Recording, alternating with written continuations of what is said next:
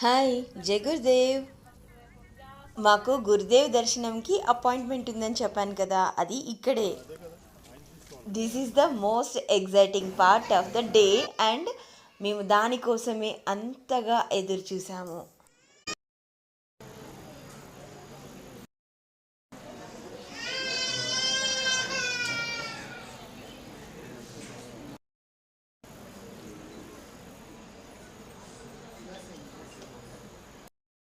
అలా గురుదేవ్తో దర్శనం అయ్యాక గురుదేవ్ సత్సంగ్ కోసం వెళ్ళారు ధ్యాన మందిరంలో. మేము అక్కడికే వెళ్ళాము.